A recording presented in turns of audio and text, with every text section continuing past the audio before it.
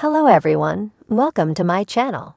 Please subscribe and keep watching more details. The Curse of Oak Island, more evidence of an ancient ship in the swamp is discovered.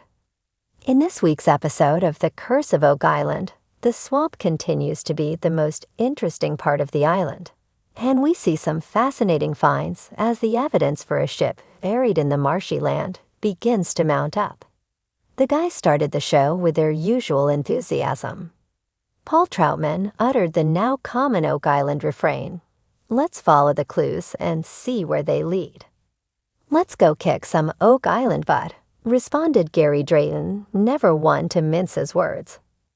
The most exciting discoveries this week came from Gary Drayton's finds from the last couple of weeks.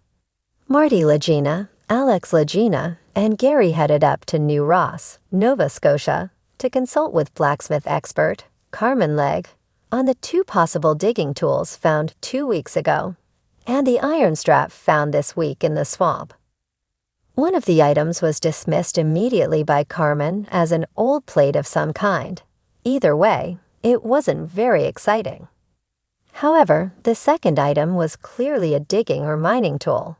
He said it was a pickaxe that dated from the 1700s and was common in lots of European countries. But why use it in the swamp? He wondered. An excellent question indeed. Finally, Gary pulled out of a bag the iron strap he found previously.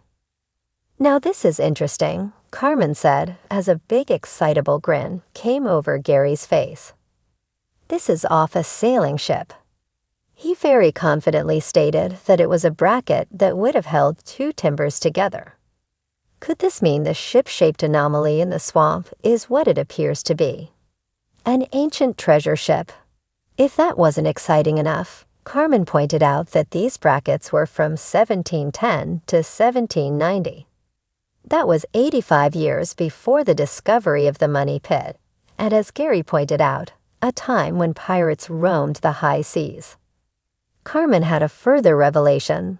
He said the bracket had been in a fierce fire. He said, if you want to hide a ship, you burn it. What on earth were they trying to hide in the swamp? Marty, Alex, and Gary rushed off to tell the other guys the news.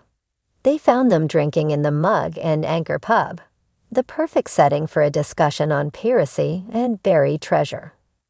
Alex theorizes that the ship ran aground while full of treasure. He suggests that perhaps the crew were unable to unload the cargo, so they decided to hide the whole ship. Historian Charles Barkhouse then tells the group of the theory that a vessel entered the swamp, was unloaded of treasure, and then burnt. The guys have, of course, been long aware of old Fred Nolan's belief that a ship was buried in the swamp. Rick Legina then theorizes that the paved platform from the swamp might have been a roughshod attempt to get the ship unloaded.